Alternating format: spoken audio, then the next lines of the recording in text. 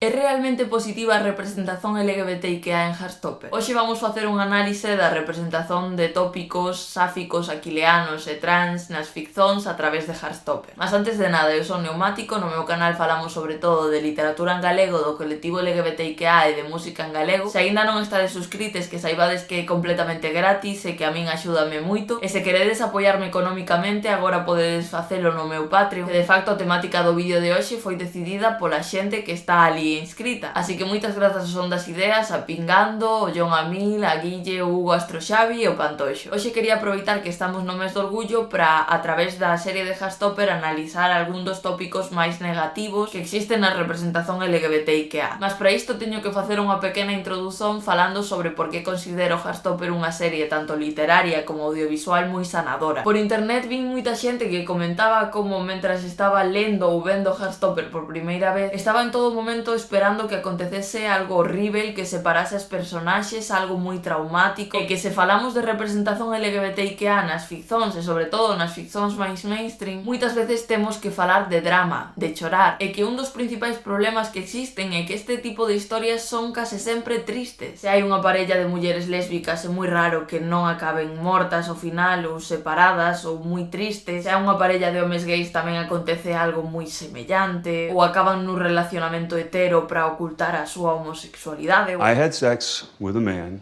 for the first time when you were in your mama's belly. Dad, why the fuck are you saying these things? Semella que implícitamente case todos os conteúdos que consumimos están a dicernos que ser do colectivo LGBTIQA é unha experiencia intrínsecamente cargada de dor ou triste ou imposible. É certo que existe unha fina liña porque mentras exista a opresión precisamos visibilizar esa opresión e luitar contra ela mostrándolle ao mundo que sofremos. Mas se non mostramos esas historias felices, esa posibilidade de ser unha persoa realizada e ser LGBTIQA, vamos continuar a ter un estigma. A xente vai continuar a pensar que ser LGBTIQA é unha desgraza, non van querer identificarse con iso e non van poder encontrar alegría niso. Dito isto, agora vou comezar a facer esa pequena listaxe de tópicos que convén que non utilicedes nas vosas ficcións, porque precisamente son tópicos negativos ou xa están moi empregados, todo tópicos cos que xa digo Heartstopper racha. Vou precisar obviamente de spoilers, entón se aínda non vistes a serie ou se aínda non lestes os libros, penso que é mellor que vexades este outro vídeo onde recomendo precisamente esta historia sen spoilers. Podemos comezar así cos tópicos cos que Heartstopper racha arredor das comunidades lésbica, gay e bi. Diría que as personaxes non morran xa é un avance, mas semellame tan triste ter que dicer isto. Se comezamos especificamente pola representación bi na personaxe de Nick, é unha representación moi ben conseguida, pois racha con dous estereotipos moi presentes. Por un lado, o da bisexualidade como unha orientación de persoas promiscuas, esa idea de que se gostas de todos os xéneros tes que gostar de toda a xente, entón tes que estar con moitas persoas ou gostar de moitas persoas. E tamén racha coa idea de que para un home gostar de outros homes ten que ser un home feminino. Se pensades en personaxes aquileanas, é dicer, en homes que gostan de outros homes nas ficcións, seguramente vos veñan á cabeza personaxes moi estereotípicamente femininas. Personaxes que gostan do rosa, que falan con moitos xestos, que se maquillan. É certo que moitos homes gays ou bisexuais se achegan máis a este estereotipo porque cando rachas co xénero no apartado da orientación, moitas veces tamén acabas rachando co xénero no apartado da expresión, dos roles de xénero, dos comportamentos. E non entendades mal o que quero dicer, tamén precisamos representación de homes gays, bisexuais e tamén hetero femininos. Mas acho que a visibilización de que as persoas de dentro do colectivo LGBT tamén poden ser máis normativas en canto á súa masculinidade é un ponto positivo, porque moitas persoas non se cuestionan a súa propia sexualidade ou a súa propia identidade moitas veces por non encaixar con ese estereotipo do que se considera que ten que ser un home gay, un home bisexual. Ao final racha un pouco coas nosas expectativas, así como racha coas nosas expectativas no caso da serie a personaxe de Tao. Tao é un home que non entra tanto no canon de masculinidade hexemónica. Ten amizades do colectivo, non gosta de facer deportes, é moi expresivo, moi extrovertido, e ao contrario do que esperaríamos é das poucas personaxes cis heterosexuais principais da serie e dos libros. Heartstopper ensina que porque un home sexa feminino non ten por que ser LGBTIQA e que un home sexa masculino non o fai menos bisexual. E dentro desa representación da bisexualidade de Nick tamén se racha co tópico da realización da túa propia orientación como algo traumático ou espectacular. Nick simplemente vai fluindo, vai descubrindo a súa atracción por Charlie, vai buscando diferentes etiquetas que lle sirvan para explicar o que sinte, mas é un proceso lento, persoal, no que tamén conta con a axuda de Charlie, mas en ningún momento é nada demasiado traumático. I don't know what I am. You don't have to figure it out right now. I didn't just wake up one day like, oh look, guess I'm gay now. Well, I'm sorry for being all confused. I thought I was the one who said sorry to you, E depois desta realización da túa orientación tamén gosto moito de como se representa a saída do armario e sobre todo isto nos libros porque penso que na serie non o fixeron tan ben como algo que non lle debes necesariamente a ninguén. Noutras ficcións sí que vemos este tópico de tes que contarlle a xente como te identificas, o que es, canto antes ou senón é que non tes a confianza suficiente con esas persoas. ¿Cuánto tiempo lleváis juntas? Pues a ver, juntas no te sé decir, pero llevamos así como un mes. Un mes. Nosotras sin enterarnos. Muy bien. Aquí xa digo, e sobre todo nos libros, represéntase moito máis como un proceso e como algo que podes facerse que. De facto, nos libros, há unha personaxe que se chama Aled, que ten un relacionamento cun rapaz que se chama Daniel, e conta con toda a naturalidade do mundo como non lle queren contar a xente, nen facelo público, nen facer un grande anuncio, e que precisamos historias que nos digan que non lle debemos explicazóns a ninguén por ser o que somos. Neste proceso de saída do armario polo que pasa Nick, e autore podería ter caído en moitos tópicos, como que Nick reproducise homofobia para continuar dentro do armario e para que ninguén descubrise que non é hetero. Que no me mires así, maricón. Así como. No te hagas el duro, que ayer bien que me devolviste el beso.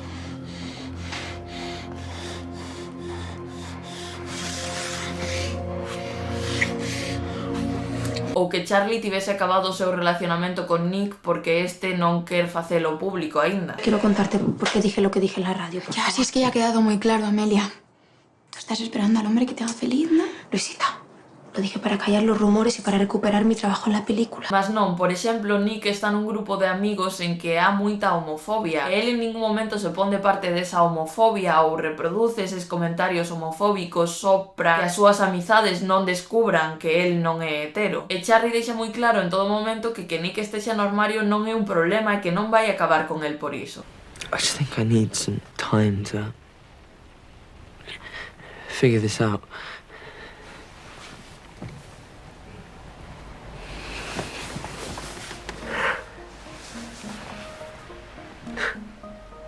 Aquí temos na historia o contrapunto de Ben Hope, unha personaxe moi odiada por moita xente. Ben Hope, o rapaz co que Charlie está ao comezo, é o contrario de todo isto que acabamos de expresar. É un rapaz que está a cuestionar a súa sexualidade, que probablemente tamén sexa bisexual como Nick, mas que si reproduce esa homofobia para non ter que sair do armario. En este caso, Charlie sí que rompe con él. Entón, na historia de Ben Hope sí que estamos a cair nese tópico. Non exactamente, que para min aquí hai un matiz. Ben Hope reproduce esa homofobia en parte para non ter que sair do armario ou para non ter que cuestionarse, mas isto non é retratado como algo positivo na ficción, senón que en todo momento se deixa claro que a personaxe de Ben Hope é algo antagónico, un antagonista, algo negativo. O tópico que eu considero nocivo é cando unha personaxe reproduce esa homofobia para non ter que sair do armario ou para non ter que cuestionarse, e nas propias ficcións se xustifica esa personaxe, se ve como algo inevitable, algo que tivo que facer. No caso de Ben Hope, represéntase esa homofobia como algo tamén negativo e as personaxes LGBTIQA tamén como personaxes que poden ser antagónicas sen cair na homofobia ou na bifobia. Ao longo de moitas historias con personaxes LGBTIQA é común a narrativa de dúas persoas do mesmo xénero seren vistas a bicarse ou a manteren relacións sexuais e seren descubertas ou sacadas do armario a forza por unha terceira persoa. Se ben é certo que na serie non se racha tanto con este tópico porque Tao descobre que Nick e Charlie están nun relacionamento porque yo di el, sí que é certo que nunca ninguén saca públicamente do armario armario a Nick e Charlie e nos libros máis. Por exemplo, para quen viu a serie, Isaac decátase de que Nick e Charlie están xuntos, mas en ningún momento Isaac lle odía a ninguén ou odía abertamente. Sabe que están a saír, mas respecta a súa decisión de aínda non contalo. En canto ao aceitamento do colectivo, tamén me semella moi interesante como se reflicte unha sociedade en que podes encontrar os teus grupos de amizade, en que sobre todo o apoio familiar é posível, a pesar de que sí que exista certa homofobia. Un tópico moi común é o do rexeitamento familiar, é dicer, persoas LGBTIQA que teñen que marchar das súas casas, que a súa familia lles fai a vida imposível. Ai, Deus bendito, lévame contigo e líbrame deste fillo. Mamá. Ni mamá nin farrapo de gaitas. Como te volva a ver codas gasosas, mátote. E ti, mete a Antoniño no berce, que eu dormía o teu irmán no colo e mira como acabou. O que estarán dicindo de mí as veciñas. Mamá, eu son teu fillo e quérote. Pero non vou deixar de ser como son. Mira, fillo, se me queres, por que non senta na cabeza? Imos ao médico, seguro que hai un remedio. Mamá, a homosexualidade non é unha enfermidade, mamá. Non, é unha porcallada. Mamá.